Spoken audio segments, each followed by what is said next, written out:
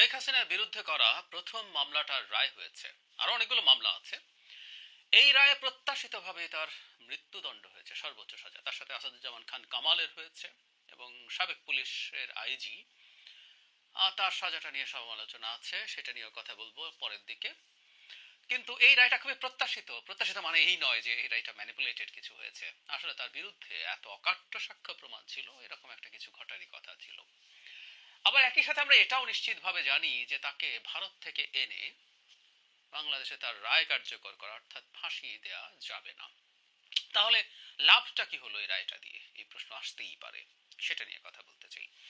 এই মামলার কয়েকটা দিক একটু আলোচনা করা দরকার। বিভিন্ন সময় ছাড়া ছাড়া ভাবে কথা বলা হয়েছে, আজ একসাথে একটু বলি। এই বিচারটা কে নিয়ে প্রাথমিকভাবে যদি বলি যে বেশ স্বচ্ছতার চেষ্টা হয়েছে। আমাদের যে আইসিটি আইন ছিল 1973 সালের, এটা শেখ হাসিনা একবার অ্যামেন্ড করেছেন, এরপর এবার আবার করা হয়েছে। এবং এর মধ্যে খুবই গুরুত্বপূর্ণ কতগুলো, স্বচ্ছতার জন্য গুরুত্বপূর্ণ কতগুলো বিষয় ঢোকানো হয়েছে। এর মধ্যে হচ্ছে একটা, সেটাকে আন্তর্জাতিক মানদণ্ডের সাথে ম্যাচ করানো হয়েছে।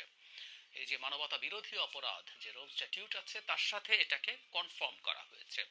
শুধু তাই না, এখানে যারা অভিযুক্ত হবেন তাদের জন্য অনেক ভালো ন্যায় বিচারের অপশন রাখা ছিল। বিচার রেকর্ড করা, লাইভ করা, অপরাধী চাইলে বা অভিযুক্ত চাইলে বিদেশি লয়ার রাখা, পর্যবেক্ষক রাখা, অনেক কিছু হতে পারত। সো এই আইনটা খুবই স্বচ্ছ ছিল।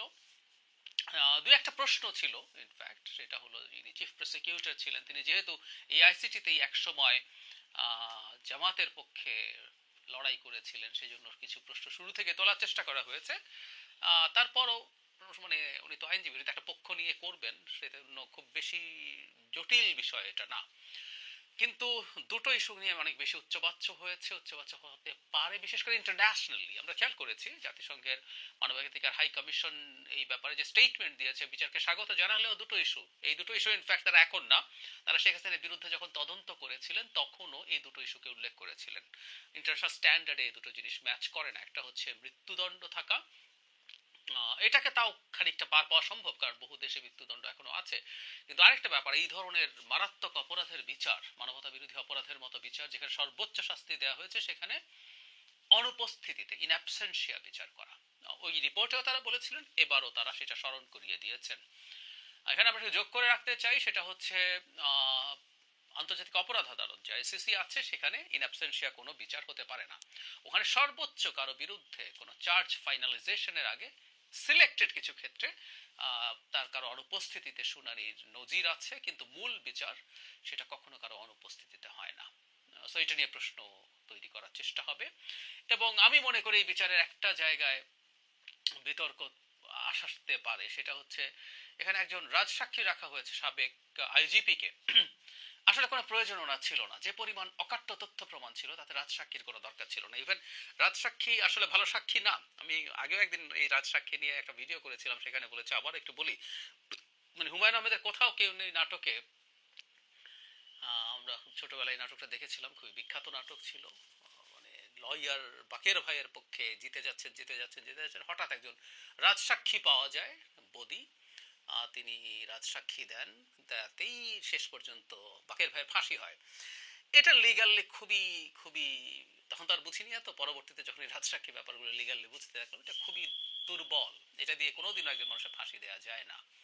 কেউ বলতে পারে বাংলাদেশের কোর্টে অনেক কিছু হতে পারে, মানে বেসিকটা এরকম, যেহেতু একজন রাজসাক্ষীর শাস্তি মওকুফ হয়, সুতরাং তিনি চাইলে যদি এটা করেন, তার সাক্ষীকে গুরুত্ব কম দেওয়া হবে। প্রচুর, আমি ভারতীয় হাইকোর্টের অনেকগুলো রায় দেখেছি, স্পষ্টভাবে বলা আছে যে এটার ভিত্তিতে এটাকে গুরুত্বই তেমন দেওয়া যাবে না যদি না এটার সাথে খুব গুরুত্বপূর্ণ সাপোর্টিং এভিডেন্স থাকে। সুতরাং জনাব মামুনকে নেয়ার কোনো দরকার ছিল না, কিন্তু তাকে নেয়ার মাধ্যমে এক ধরনের দায় মুক্তি হলো তার, এবং শাস্তি 5 বছর খুবই কম হয়েছে মনে হতেই পারে, কারণ তিনি যদি রাজসাক্ষী না হতেন তার মৃত্যুদণ্ড হতো। যদি না, সেটা যদি হয়ে থাকতো, সেটা তুলনায় 5 বছর সত্যিকার অর্থে খুবই কম শাস্তি। সো এটাও সমালোচনা হয়েছে। তারপরও আমি মনে করি বিচারটা মোটা দাগে স্বচ্ছ হয়েছে। আরেকটা ইস্যু একটু বলতে চাই, সেটা একটু তাড়াহুড়া করা হয়েছে কিনা এই প্রশ্ন আছে। কারণ হলো খুব অল্প সময়ের মধ্যে রায় হয়েছে। হ্যাঁ, এটা আমরা মানি যে শেখ হাসিনা যেহেতু দেশে আসেননি, তিনি আদালতের কাছে তার আশ্রয় গ্রহণ করেননি, সে কারণে তিনি তার নিজের পছন্দ মতো লয়ার দিতে পারেননি। এতে তার আনা বা সাক্ষী আনা, ডকুমেন্ট উপস্থাপন, কোনো কিছুই আসলে ঠিকঠাক মতো করা যায়নি। যদিও এই ক্ষেত্রে নিয়ম যেটা সেটাই রাষ্ট্র করেছে, রাষ্ট্র একজন লয়ার তার পক্ষে দিয়েছে। কিন্তু যেটা হয় এই ধরনের লয়ার খুব সিরিয়াসলি পার্টিসিপেট করবেন সবসময় হয়তো হয়ে ওঠে না, ফলে যেটা হয়েছে সময় কম লেগেছে। তারপরও আমি মনে করি বিচার প্রক্রিয়াটা খানিকটা ফাস্টার হয়েছে। সরকার নির্বাচনের আগে অন্তত একটা রায় দিতে চেয়েছেন, এরকম মনে করার কারণ আছে। যে সবকিছু যদি সরিয়ে রাখি, আমাদের কাছে যথেষ্ট গুরুত্বপূর্ণ তথ্য প্রমাণ আছে। মানে ইন্টারন্যাশনালি যখনই কোনো চাপটাপ বা আলোচনা আসতে থাকবে, আমাদের কাছে জাতিসংঘের গুরুত্বপূর্ণ ডকুমেন্ট আছে। সেই ডক্টর ইউনূস সরকার একটা খুবই ব্রিলিয়ান্ট কাজ করেছেন, যেটার মাধ্যমে আসলে আমরা খুবই ভালো ডকুমেন্ট উপস্থাপন করতে পারবো, এবং জাতিসংঘের কাছে তথ্য প্রমাণের ডকুমেন্টও আছে, প্রয়োজনে তারা সেটাও দিতে পারবেন। আমি একটা ছোট তথ্যই দিয়ে রাখি আপনাদের, অনেকের হয়তো মনে আছে বিবিসি এবং আল জাজিরা যখন শেখ হাসিনার এই ম্যাসাকার নিয়ে ডকুমেন্টারি করেছিল, সেখানে শেখ হাসিনা লেথাল ওয়েপন ব্যবহার করার যে অডিও আছে সেটা তারা ব্যবহার করেছেন, এবং সেটা তারা ভেরিফাই করে নিশ্চিত হয়েছেন এটা জেনুইন, এটা কোনো না কোনোভাবে প্রযুক্তিগত বা এআই টেআই দিয়ে তৈরি করা না। সো এরকম ডকুমেন্ট যেহেতু আছে, আমার মনে হয় এটা খুব বড় প্রশ্ন তৈরি করবে না ভারত ছাড়া। ভারতকে নিয়ে কথা বলতে হবে আলাদাভাবে, ভারতের প্রতিক্রিয়া কি হয়েছে যদিও আমি সামান্য একটু বলে রাখি, এটা আমি ওখানে বিস্তারিত কথা বলবো। ভারতের রাষ্ট্রীয় যে স্টেটমেন্ট সেটা আমি বেশ নিউট্রাল মনে হয়েছে, অন্তত শেখ হাসিনার দিকে লিস্ট বায়াসড মনে হয়নি। It's a good news. কিন্তু তাদের মিডিয়াতে যেটা হয়, তাদের অনেক কথাবার্তা হচ্ছে, সেগুলো নিয়ে কথা বলবো।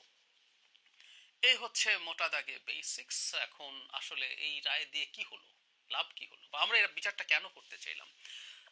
একটা বিচার করা জরুরি, আমি মনে করি বিচার করা জরুরি, কারণ হচ্ছে মানে শেখ হাসিনার যে বিচার হচ্ছে এটা হচ্ছে মানবতা বিরোধী অপরাধ, এটা জাস্ট খুনের না। একটা 550 100 500 খুন করে ফেললাম, ইটস নট লাইক দ্যাট। এটা একটা বিশেষ ধরনের অপরাধ, যেটা কিছু মানুষের বিরুদ্ধে করলেও ধরে নেওয়া হচ্ছে এটা মানবতার বিরুদ্ধে অপরাধ, এবং এটা আন্তর্জাতিকভাবে বিচার করা যায়। আপনি আমার আমার দেশের মানুষ তিনি মেরেছেন, কিন্তু এটার আন্তর্জাতিক বিচার হতে পারে, নির্দিষ্ট সংজ্ঞা আছে সেটা নিয়ে, গুম আছে, বিচার বহির্ভূত হত্যাকাণ্ড আছে, এমনকি কোনো স্পেসিফিক দল বা গোষ্ঠীর বিরুদ্ধে তাকে অহেতুক জেলে নিয়ে যাওয়া, নির্যাতন করা, এগুলো প্রত্যেকটা এই ধরনের অপরাধ হিসেবে স্বীকৃত হতে পারে। ফলে শুধু জুলাই আগস্টে না, এই পুরো শেখ হাসিনার কালে মূলত বিএনপি এই মানবতা বিরোধী অপরাধের শিকার হয়েছে। এগুলো দিয়েও শেখ হাসিনার বিরুদ্ধে প্রচুর বিচার করা সম্ভব। তো সবার এই চাওয়া ছিল তারা জুলাই আগস্টে নিহত, আহত, বিকলাঙ্গ, অন্ধ এবং গণতন্ত্রের অধিকার হারানো এই দেশের জনগণ প্রত্যেকে অপেক্ষা করছিল। সো এই ন্যায় বিচারটা হওয়া দরকার ছিল।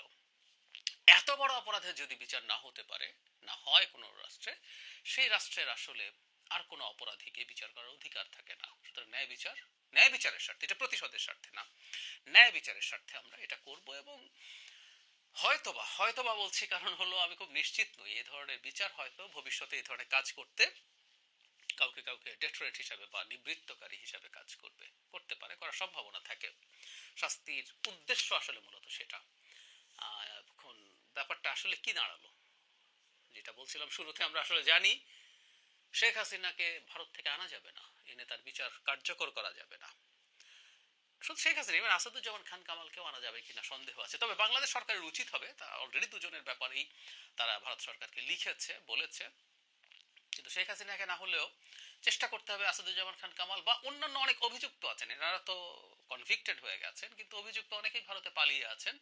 চেষ্টা করা উচিত সেকেন্ড থার্ড টিয়ারেরও যদি লোকজনকে আনা যায়, সেটা আমাদের জন্য ভালো হবে। সো শেখ হাসিনাকে বাদ দিয়ে চেষ্টা করা, বহুবার বলেছি শেখ হাসিনাকে কেন দেবে না, এরকম স্লেভের মতো সার্ভ করা কাউকে যদি ফেরত দেয়, ভবিষ্যতে কেউ স্লেভ হইতে চাইবে না। আর যদি বাংলাদেশ হস্তান্তর করে, ভারতের বিরুদ্ধে রাজসাক্ষী হয়ে যেতে পারেন তিনি। ভারত কি কি করেছে না করেছে এগুলো সব আমাদেরকে বলে টলে ভারতকে বিপদে ফেলবেন। তো তাহলে আসলে লাভ কি হলো, আবারও সেই প্রশ্ন। প্রথম লাভ হচ্ছে ওই যে বললাম যে আমরা একটা ন্যায় বিচার করতে চাই।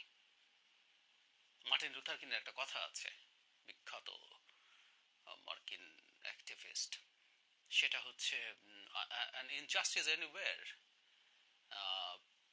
is harmful by it causes harm to justice everywhere. কোনো একটা জায়গায় যদি অবিচার হয়, সেটা সব জায়গায় ন্যায় বিচারের জন্য ক্ষতিকর হয়ে দাঁড়ায়। সুতরাং আমরা ন্যায় বিচার নিশ্চিত করতে চাইছি, এবং এটা শুধু বাংলাদেশে না, গ্লোবাল স্কেলেও, কারণ এটা আন্তর্জাতিক অপরাধ এবং সারা পৃথিবীর দৃষ্টি ছিল। সুতরাং আমরা ন্যায় বিচারটা নিশ্চিত করতে চেয়েছি, এটা দরকারি ছিল। আর একটা জিনিস ইম্পর্টেন্ট, শেখ হাসিনা এই কনভিকশনের ফলে ভারতের বাইরে যাওয়া তার জন্য কঠিন হবে, কারণ পাসপোর্ট নেই, তাকে যদি ট্রাভেল ডকুমেন্টে দেয় তিনি অন্য কোনো দেশে যাওয়া, মানে এরকম কনভিক্টেড আসামিকে অন্য কোনো দেশ আশ্রয় দেওয়া will really be very tough, তাদের জন্য খুবই কঠিন কাজ হবে। সবচেয়ে বড় লাভ যেটা, তার বাংলাদেশে ফেরত আসার পথ বন্ধ। এমনি তিনি আসতেন না, তার রাজনৈতিক মৃত্যু আসলে হয়েও গিয়েছিল, কিন্তু ধরে নিলাম তাত্ত্বিকভাবে, এটা তর্কের খাতিরে আলোচনার খাতিরে বলছি, এমন যদি হয় যে আইসিটিতে যেহেতু আওয়ামী লীগের সংগঠন হিসাবে বিচার হয় বলে বলছি, এবং সেখানে সে দোষী সাব্যস্ত হলো না, আওয়ামী লীগ নিষিদ্ধ হলো না, আওয়ামী লীগের পলিটিক্যাল কর্মকাণ্ড আবার শুরু হলো, কিন্তু শেখ হাসিনার বাংলাদেশে ফেরা আর সম্ভব না, কারণ একটা ফাঁসির রায় মাথায় নিয়ে তার পক্ষে আর সম্ভব না। সুতরাং তিনি রাজনৈতিকভাবে আগে যদি মারা গিয়ে থাকেন, তার এবার একেবারে কবর টবর হয়ে শেষ হয়েছে, সুতরাং তার এটা ক্যারিয়ারের সর্বোচ্চ মৃত্যু হতে পারে। যেটা বলি যে অডিওতেই মাঝে মাঝে হুমকি ধামকি দিতে পারে, তাও এটা খুব বেশি সময় চলবে বলে আমার মনে হয় না। এটা ডক্টর ইউনূসের সরকারকে ইরিটেট করার জন্য হয়তো হাসিনা করছেন। ভবিষ্যতে গণতান্ত্রিক সরকার যদি আসে এবং সেটা যদি ভারতের সাথে কার্যকর এনগেজমেন্টে যায়, যেতে হবে আসলে দুই দেশকেই, আমি এনগেজমেন্টে যাওয়া বলতে শেখ হাসিনার মতো স্লেভারি করার কথা বলছি না, দুটো দেশ পারস্পরিক মর্যাদার ভিত্তিতে, স্বার্থের ভিত্তিতে, উভয়ের লাভের ভিত্তিতে ব্যবসা করবে, নানান রকম কাজ করবে, সেটা যদি নিশ্চিত করা যায়, শেখ হাসিনার এই বলাটাও বন্ধ করা যাবে সম্ভবত। সেটা যদি হয় তাহলে আসলে শেখ হাসিনা একেবারেই শেষ কিছু হয়ে দাঁড়াবে। ভারত হয়তো বুঝবে আওয়ামী লীগকে তারা যদি চায় সেটা শেখ হাসিনার মাধ্যমে না। সো লাভ নেই তা না, লাভ আছে। আমরা ন্যায় বিচার নিশ্চিত করতে পারলাম, আমরা শেখ হাসিনার পলিটিক্যাল মৃত্যু নিশ্চিত করা, অথবা মৃত্যু যদি হয়ে থাকে তার কবর নিশ্চিত করতে পেরেছি। এটা নিশ্চিতভাবেই একটা বড় বিষয় আমাদের।